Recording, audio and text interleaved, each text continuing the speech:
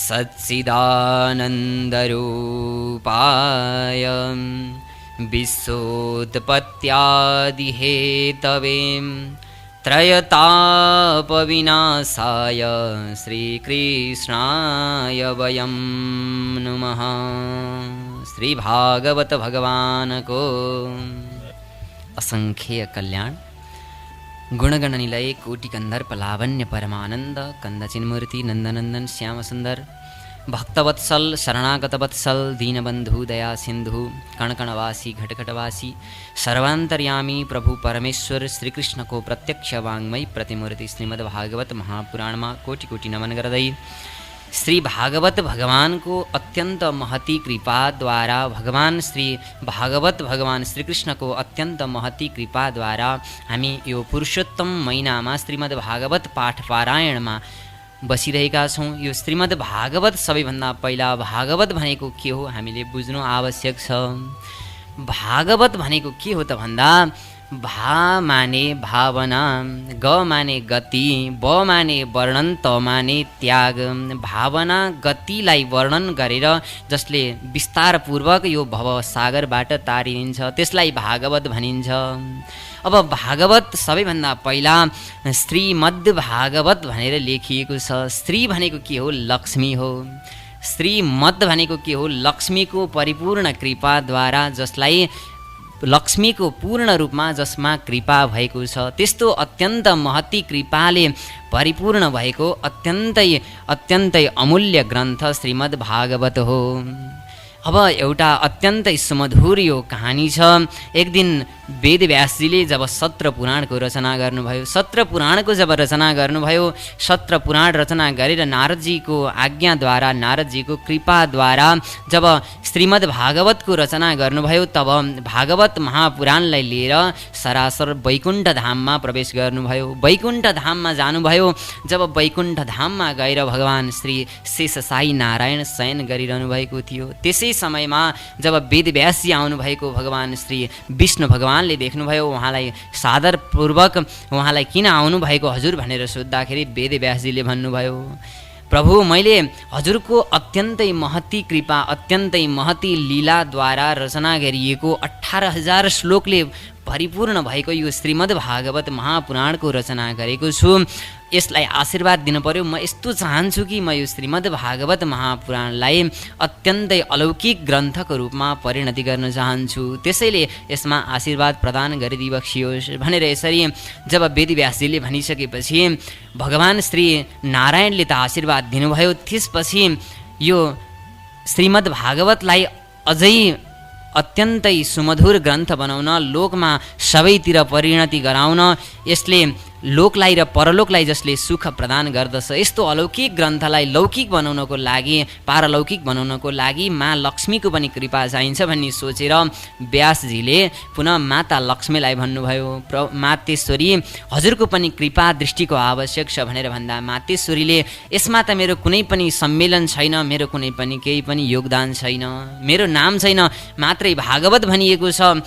भागवत भनेको भगवता प्रोक्तम भागवतम, जो भगवानको वाणी मात्रै हो, यसमा त मेरो कुनै पनि केही पनि जोडिएको छैन भनिसकेपछि अब वेदव्यासजी व्याकरणको अत्यन्तै पटु हुनुहुन्थ्यो, व्याकरणज्ञ हुनुहुन्थ्यो। वेदव्यासजीले अब अर्को तर्फबाट यसको व्याख्या गरेर सुनाइदिनु भयो। भगवत्याः प्रोक्तम भागवतम, जो भगवतीको मुखद्वारा जो निक्लिएको हो, जसको व्याख्यान भगवतीको बारेमा जहाँ व्याख्यान गरिएको छ त्यस्तो अलौकिक ग्रन्थ हो भागवत भनेर भनिदिनु भयो। जबरजस्तीले त हुँदैन प्रभु, अब यसमा जबरजस्ती गरेर म आशीर्वाद दिनेवाला छैन भनेर यसरी माता लक्ष्मीले भनिसकेपछि अब वेदव्यासजीले पुनः यसको अगाडि श्रीमत् यसरी थपेर यो अत्यन्तै महनीय ग्रन्थ जसलाई श्रीमद् भागवत यसरी नामाकरण हुन पुग्यो। अब यो जहाँ पुराणम लेखिएको छ, पुराणमको अर्थ के हो भन्दा पुरा अपि नवम नवम इति पुराणम, जति श्रवण गर्दै गयो जति सुन्दै गयो त्यति नै नवीनता प्रतीत हुन्छ।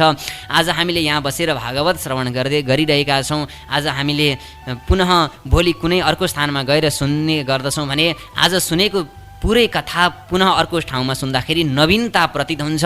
हामीलाई त्यो अलौकिक नवीनता एउटा मात्रै अलौकिक ग्रन्थ जुन भागवत भगवानका रसामृतहरू कथाहरू श्रवण गर्दा मात्रै ती अलौकिक रसास्वादन गर्न पाइने भएका कारणले गर्दा यो श्रीमद् भागवत अलौकिक ग्रन्थ रहेको छ, जुन आजबाट हामी पुरुषोत्तम महिनाभरि यसको श्रवण गर्नेछौँ। यो भागवतको अलौकिक ज्ञान रसास्वादनहरू समग्र रूपमा हामी गर्नेछौँ।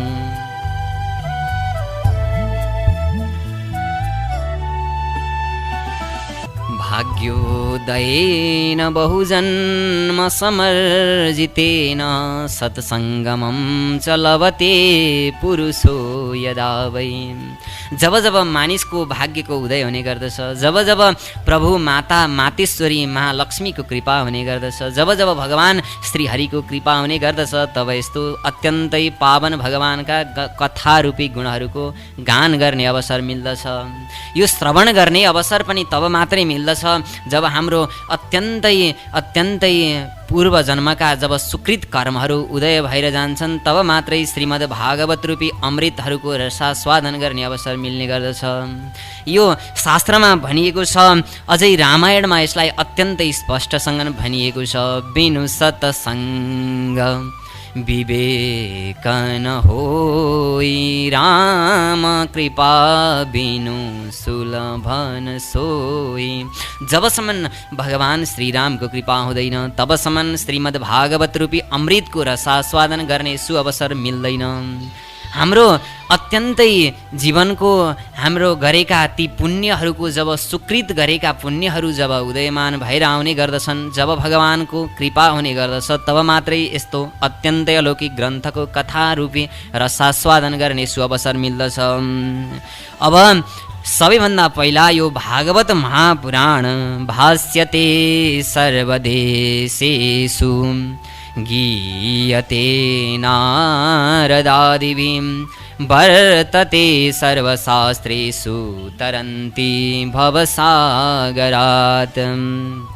भाष्यते सर्वदेशेषु, यो श्रीमद् भागवत यस्तो अलौकिक ग्रन्थ हो जुन सम्पूर्ण देशहरूमा जसको गान गरिन्छ, जसलाई श्रवण गर्ने गरिन्छ, त्यस्तो अलौकिक ग्रन्थ हो श्रीमद् भागवत। भाष्यते सर्वदेशेषु गीयते नारदादिभिः, अत्यन्तै परमहंसमा रूपमा प्रतीत हुनुभएका, अत्यन्तै वैराग्यको चक्रचूडामणि हुनुभएका भगवान स्वरूप साक्षात् नारदजी लगायत सम्पूर्ण अत्यन्तै वैराग्यका चक्रचूडामणि हुनुभएका सम्पूर्ण ऋषिमुनिहरूले जसलाई गान गर्ने गर्नुहुन्छ, त्यस्तो अलौकिक ग्रन्थ हो श्रीमद् भागवत। वर्तते सर्वशास्त्रेषु, जुन यस्तो अलौकिक छ, जुन सम्पूर्ण सत्र पुराणहरूको निचोड हो, वेद वेदान्तको निचोड हो। जसरी एउटा आँपको वृक्ष छ, त्यो आँपको वृक्षमा अत्यन्तै लटरम्म फल फलिरहेको छ, आँपको वृक्षका जति हाँगाहरू छन्, पताकाहरू छन्, ती सारा सत्र पुराणहरू हुन्, ती सारा वेद उपनिषद आदि हुन्, र त्यसमा जुन पाकेको फल लाग्ने गर्दछ, त्यो पाकेको फल नै श्रीमद् भागवत महापुराण हो। त्यस्तो अलौकिक यो रसै रसले भरिएको रसास्वाद, रसै रसले भरिएको त्यस्तो अलौकिक ग्रन्थ श्रीमद् भागवत महापुराण आज हामीले श्रवण गर्ने अत्यन्तै ठुलो सुअभाग्य प्राप्त गरेका छौँ। त्यसै कारणले गर्दा तरन्ती भवसागरात्, यो श्रवण गरिसकेपछि यो चतुर्मासको त अझ विशेष महिमा छ, त्यसमाथि पनि पुरुषोत्तम महिनाको अझ विशेष महिमा छ। हामीले घरमै बसेर घरमै बसी यो सत्सङ्ग श्रवण गर्ने सुअवसर प्राप्त गरिरहेका छौँ। अत्यन्तै यो हाम्रो एउटा भगवानको कृपा पनि हो, यो सामाजिक सञ्जालको कृपा। अर्को विशेष भनौँ सिन्धु एफएमको कृपाले गर्दा तपाईँहरूले आफ्नै घरबाट विशेष श्रवण गर्ने सुअवसर प्राप्त गरिरहनु भएको छ। अब यस्तो अलौकिक ग्रन्थ छ, जुन दशसप्त पुराणानि षड्शास्त्राणि तथा ययुः, जुन दश सप्त पुराणानि भनेको 17औं पुराणहरू जहाँ भागवत लागेको हुने गर्दछ, त्यस स्थानमा आएर श्रवण गर्नको लागि ती 17 पुराणहरू आएर बस्ने गर्दछन्। 17 पुराणहरू, तर जहाँ 17 पुराण अन्य पुराणहरू लागेको हुन्छ त्यस स्थानमा भागवत गएर कहिले पनि बस्दैनन्। त्यस्तो अलौकिक ग्रन्थ छ यो भागवत महापुराण। अब यो भागवत महापुराण जस्तो हामीलाई जबसम्म कुनै पनि चिजको त्यसको महत्त्वको बारेमा हामीले जान्न सक्दैनौँ तबसम्म त्यो चिज के हो त्यो व्यक्ति के हो भन्ने हामीले थाहा पाउन सक्दैनौँ। त्यस्तै भागवत पनि यस्तो अलौकिक ग्रन्थ छ। यसलाई विशेष रूपमा बुझ्नको लागि हजुरहरूलाई म एउटा दृष्टान्त श्रवण गराउँदैछु। एउटा सरस्वती नदीको किनार हुँदै हुँदै एकजना सन्त अयोध्यामा जान लाग्नु भएको थियो। त्यसै समयमा रात पर्न लाग्यो। रात पर्न लागिसकेपछि सन्तले विचार गर्नुभयो, अब रात पर्न लाग्यो, म यतै विराजमान गर्छु, आजको रात यतै बस्छु भनेर सन्तजी आश्रममा जानुभयो। त्यो जुन गङ्गा नदीको तीरमा एकजना व्यापारीले सानो कुटिया बनाएर बस्नुभएको रहेछ। त्यो व्यापारी अत्यन्तै दुःख गर्नुहुँदो रहेछ। दैनिक रूपमा काठ कार्यहरू गरेर काठ व्यापार गरेर उहाँको दैनिक जीवन चल्दै रहेछ। सन्त आएको देखेर सन्तको स्वागत सत्कार गर्नुभयो, घरमा राख्नुभयो र सन्तले जब हिँड्ने बेलामा एउटा ढुङ्गा दिएर जानुभयो र त्यो ढुङ्गा दिएर त जानुभयो सन्तजी, तर सन्त गइसकेपछि त्यो ढुङ्गालाई लगेर पूजा कोठामा लगेर पूजा गरेर राख्न लाग्नुभयो। समय व्यतीत हुँदै गयो। जब सन्त पुनः अयोध्यापुरीमा गएर भगवान् श्री रामचन्द्रजीको दर्शन गरेर फर्केर आउनुभयो। फर्केर आउँदा पनि त्यो काठ व्यापारी, काठ क्रेता, जुन त्यो काठको काम गर्ने त्यो जुन व्यापारी थियो उसले अझै त्यो काठकै काम गरिरहेको देखेर सन्तलाई अचम्म लाग्यो। मैले त यसलाई पारसमणि दिएर गएको थिएँ, तर यो त अहिलेसम्म पनि यो काठकै काम गरिरहेको छ भनेर आएर पुनः त्यसलाई सोध्नुभयो, मैले तिमीलाई दिएको त्यो डल्लो कहाँ छ भनेर सोद्धाखेरि उसले बतायो, मैले पूजा गरेर राखिरहेको छु।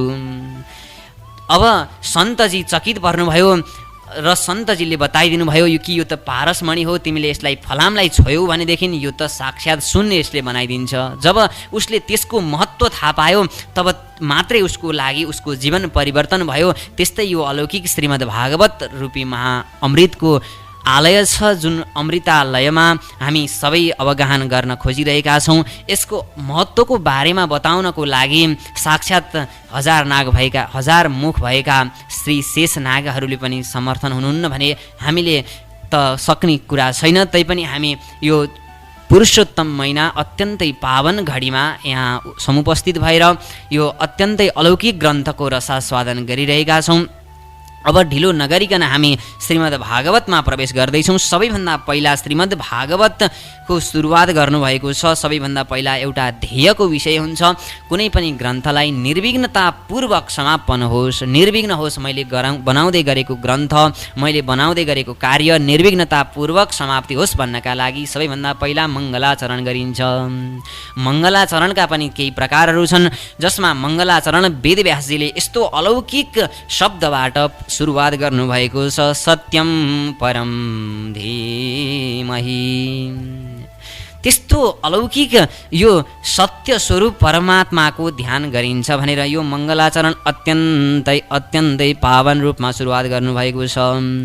यो मङ्गलाचरणको सुरु भएको छ, जन्माद्यस्य यतोऽन्वयादितरत सारथे स्वभिज्ञ स्वराट तेने ब्रह्महृदायादिकवये मुह्यन्ति यत् सूरयः तेजो वारिमृदां यथा विनिमयो यत्र त्रिसर्गो मृषां धाम्ना स्वेन सदा निरस्तकुहकं सत्यं परं धीमहि। जन्माद्यस्य यतः यस्मात् जन्मादि भवति, जन्म स्थिति लय भवति। यो मङ्गलाचरणको सुरुवात जन्माद्यस्य यत ब्रह्मसूत्रको द्वितीय सूत्रबाट स्टार्टिङ सुरुवात गर्नुभएको छ। जन्माद्यस्य यतः यस्मात् जन्मादि भवति, जन्म स्थिति र लय हुन्छ जुन तत्त्वबाट, यतः अन्वयादितरतः जुन तत्त्व अन्वय र व्यतिरेक रूपले रहने गर्दछ। अर्थेषु अभिज्ञः, अर्थेषु आकाशादि पदार्थेषु अभिज्ञः, जो निपुण हुनुहुन्छ सम्पूर्ण पदार्थहरूको बारेमा उहाँलाई कसैले पनि बताउनु पर्दैन, उहाँ स्वयमेव समर्थन हुनुहुन्छ। स्वराट स्वै न राजतेति स्वराट, जो आफैमा देदीप्यमान हुनुहुन्छ, जो आफैमा चाजोल्यमान हुनुहुन्छ, उहाँलाई कसैले पनि बत्ती देखाइरहनु पर्दैन। त्यस्तो तत्त्व छ एउटा, त्यस्तो तत्त्वको बारेमा बताउनु गइरहनु भएको छ। तेने, त्यो तत्त्व के छ त भन्दा, तेने ब्रह्म हृदय आदि कवये ब्रह्मणे। हृदा भनेको जुन ब्रह्माजी सृष्टि गर्ने समयमा जब ब्रह्माजी द्वैत अवस्थामा बसिरहनु भएको थियो, मैले यत्रो संसारको सृष्टि त गर्ने तर कसरी गर्ने भनेर द्वैतको अवस्थामा बसिरहनु भएको त्यसै समयमा हृदा भनेको एउटा सङ्कल्पद्वारा मात्रै जसले यो वेदको तेने भनेको तनु विस्तार गराइदिनु भयो। वेदलाई आफ्नो कल्पनाद्वारा नै पूर्ण रूपमा प्रदान गर्नुभयो। कस्तो वेद भन्दा यत सूरयः मुह्यन्ति, जुन वेदको विषयमा सूरी भनेको विद्वान, सूरय भनेको विद्वानहरू पनि मुह्यन्ति मोहम प्राप्नुवन्ति, विद्वानहरू पनि मोहित हुन्छन् त्यस्तो अलौकिक वेदको जसले कल्पनाद्वारा नै प्रदान गरिदिनु भयो। तेजो बारी मृदाम यथा विनिमयो, तेज भनेको प्रकाश, बारी भनेको जल, मृदाम भनेको माटो, यी तिनटाको विनिमय व्यत्यय, जुन विनिमय भएको समयमा जस्तो एउटा मृग तृष्णाको भ्रम पैदा हुन्छ त्यसै गरेर यत्र त्रिसर्गो मृषा, त्यस्तै त्रिसर्ग भनेको जाग्रत स्वप्न र सुषुप्ति तिनै प्रकारका जुन कुराहरू छन् यी कुराहरू पनि हुन त असत्य हुन् तर पनि सत्य चाहिँ प्रतीत भइरहने गर्दछ। धाम्ना स्वेन सदा निरस्तकुहकं सत्यं परम धीमहि, स्वेन धाम्ना भनेको आफ्नो तेजद्वारा त्यस्ता प्रभु परमात्माले निरस्तकुहकं, निरस्तम कुहकं यस्मिन् तम, सम्पूर्ण कुहकम भनेको मोहलाई, सम्पूर्ण मोहलाई जडदेखि नै भित्रको त्यो जड जरादेखि नै उखलेर फ्यालिदिनुहुन्छ त्यस्तो परम सत्य स्वरूप सत्यम परम धीमहि, त्यस्तो सत्य स्वरूप परब्रह्म परमात्माको धीमहि ध्यायम हामी सबै मिलेर ध्यान गर्दछौँ। बोलिए श्री भागवत भगवानको। धर्म प्रोजितकैतवोऽत्र परमो निर्मत सराणां सतां, वेद्यं वास्तवमत्र वस्तु शिवदं तापत्रयोन्मूलनम्। श्रीमद्भागवते महामुनिकृते किं वा परैरीश्वरं,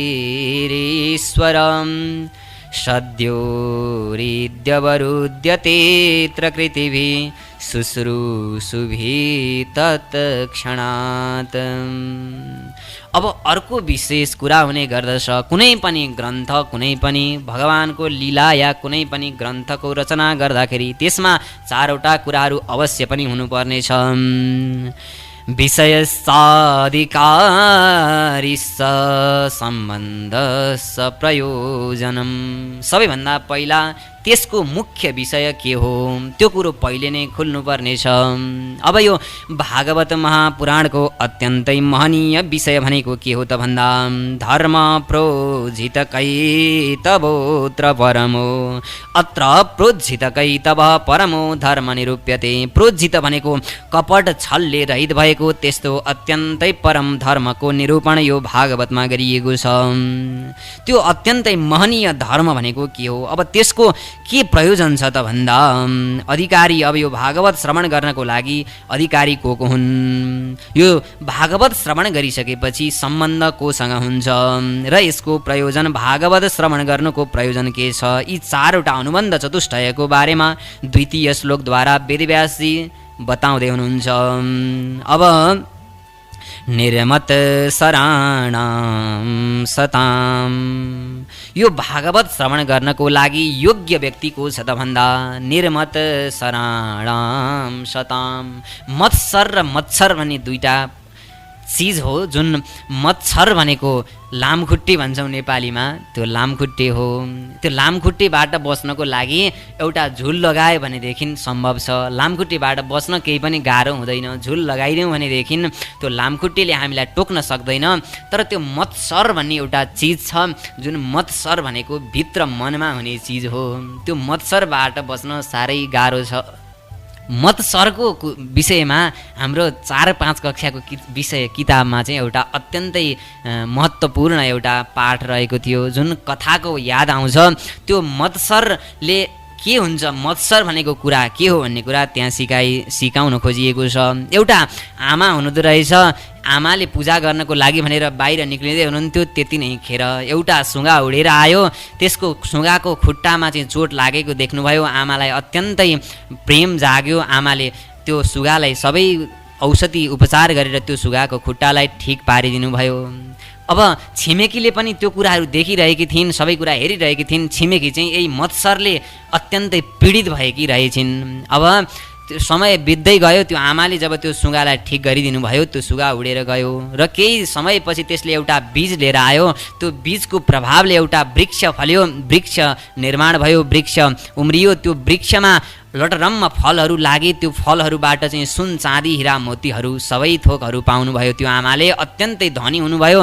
त्यो सबै कुरा जब छिमेकीले देखिरहेको र यति धेरै कुराहरू देखिसकेपछि उसले पनि सोची, अब मैले पनि यसै गरेर म पनि धनी हुनु पर्यो। अब उसले घाइते सुगा त भेटाउने कुरो भएन, उसले आफैले एउटा सुगालाई समातेर पहिला खुट्टा भाँचिदिए र अब खुट्टा भाँचेर फेरि औषधि उपचार गरी र त्यो सुगालाई त्यसै गरेर उडाइदिए। अब समय बित्दै गयो, फेरि त्यो सुगाले पनि एउटा बीज लिएर आयो, बिउ लिएर आयो। त्यो बिउ त्यसै गरेर रोपी र रोपेर जब ठुलो वृक्ष भयो, ठुलो वृक्ष भइसकेपछि अब समय बित्दै गयो, ठुलो वृक्ष भयो। त्यो वृक्षमा लटरम्म त्यसै गरी फलहरू पनि लागे।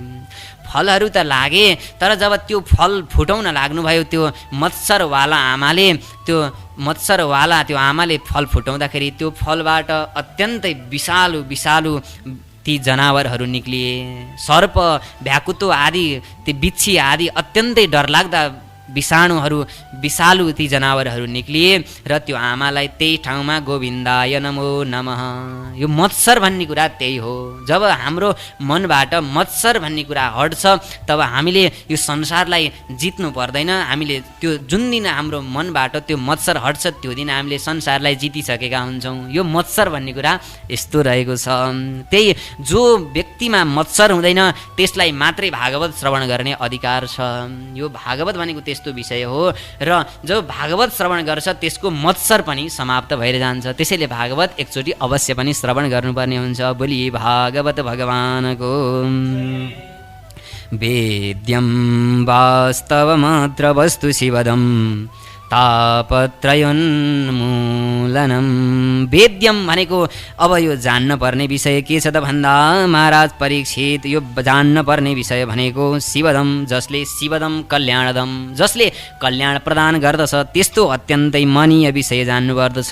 जुन तापत्रयोन्मूलनम, जसले 3 प्रकारका ताप हुने गर्दछन्। आध्यात्मिक ताप, आदि दैविक ताप र आदि भौतिक ताप। ती 3 तापहरूबाट जसले उन्मूलन गराउँछ त्यो सम्पूर्ण फल कसले दिन सक्छ त भन्दा एउटा मात्रै महनीय विषय, एउटा मात्रै गहन विषय यो श्रीमद् भागवतको। यसै भागवत श्रवण गर्नाले त्यो सम्पूर्ण तापबाट पनि उन्मूलन हुन्छ। यो भागवत यस्तो विषय हो जो श्रीमद् भागवते महामुनिकृते किं वा परैरीश्वर सद्यो हृद्यवरुध्यतेऽत्र पृथिवी शुश्रूषुभितक्षणात्। यो चाहिँ श्रीमद् भागवत जुन महापुराण रहेको छ, सद्य हृदय, यदि हामीले श्रवण गर्ने इच्छा गऱ्यौँ, हामीले आज भागवत हाम्रो घरमा पनि लगाउँछौँ भनेर कल्पना मात्रै गऱ्यौँ भने पनि भगवानले यस्तो कल्पना, त्यसको कल्पना शक्तिलाई यसरी मिलाइदिनुहुन्छ। त्यो एक अत्यन्तै गरिब छ भने पनि त्यसलाई धनी बनाइदिनुहुन्छ। त्यसले कल्पना मात्रै गर्यो भने पनि भगवान सद्य हृदय अवरुध्यते, तत्क्षणैव भगवान हृदयमा आएर अवरुध्यते, अवरुद्ध भएर बस्नुहुन्छ। भगवान कहिले पनि त्यसको हृदयबाट बाहिर जानुहुन्न। त्यस्तो अत्यन्तै अलौकिक विषय भनेको श्रीमद् भागवत हो। शुश्रूषुभि तत्क्षणात्, जसले श्रवण गर्ने इच्छा मात्रै गर्दछ भने तत्क्षणात् शुश्रूषुभि तत्क्षणात् सम्पूर्ण क्लेशहरू, सम्पूर्ण राग द्वेषहरूलाई तत्क्षणै नष्ट गराइदिनुहुन्छ। यो अत्यन्तै महनीय यो अनुबन्ध चतुष्टयको बारेमा 2 श्लोकमा वेदव्यासजीले स्पष्ट रूपमा बताउनुभयो। अब पातुम योग्यम पेयम, अब संसारमा पिउन योग्य के छ, संसारमा ग्रहण गर्न योग्य के छ त भन्दा निगमकल्पतरोर्गलितं फलम सुखमुखादमृतद्रवसंयुतं पिबत भागवतं रसमालयं मुहुरहो रसिका भुवि भावुकाः निगम नितराम गमयति बोधयति स निगमो वेदः। यो एउटा वेदरूपी कल्पवृक्षमा पाकेको नपाकेर मात्रै नभएर अत्यन्तै गलितम फलम, एउटाको मुखबाट अर्कोको मुखमा हुँदै हुँदै अत्यन्तै गलित भएको अत्यन्तै सुष्टु त्यो फल कस्तो छ त भन्दा सुकमुखाद अमृत द्रव संयुतम, सुकमुखाद सुकरूपी, जसलाई चाहिँ सुकरूपी सुगाले जहाँ चुच्चोले चाहिँ स्पर्श गरेको छ, जुन फललाई खाएको छ त्यस्तो अलौकिक फल यो श्रीमद् भागवत हो।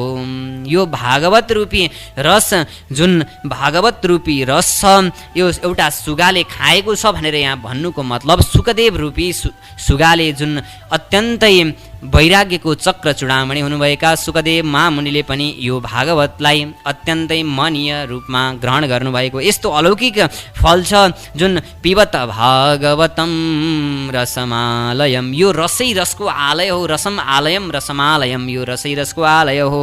यो कसरी पिउने, कति बेरसम्म पिउने त भन्दा मुहुरौ रसिका भुवि भावुका, मुहु भनेको बारम्बार, पिबत भनेको पिउनु पर्दछ, रसिका अब यसको लागि पिउनको लागि सबैभन्दा पहिला रसिका भुवि भावुका, भावुक हुनुपर्दछ, भावना भगवानप्रतिको भावना हुनुपर्दछ र प्यासी हुनुपर्दछ। एउटा प्यास लागेको मान्छेले मात्रै पानीको महत्त्व बुझ्दछ, नभएदेखि एक गिलास पानी खानु छ भने उसले 10वटा प्रश्न गर्ने गर्दछ र उसलाई यदि प्यास लागेको छ भने उसले प्रश्न गर्दैन, उसले सरासर पानी पिउँछ। त्यस्तै यो भागवत श्रवण गर्नको लागि पनि प्यास हुनुपर्दछ, यो इच्छा हुनुपर्दछ, तब मात्रै भागवत श्रवण गर्ने सुअवसर प्राप्त हुने गर्दछ। बाँकी प्रसङ्ग भोलि श्रवण गर्न सक्नुहुनेछ। आजको लागि भने निर्धारित समय सकिसकेको छ। म जीवन नेउपाने बिदा हुन्छु। सिन्धु एफएम सुन्दै गर्नुहोला। नमस्कार।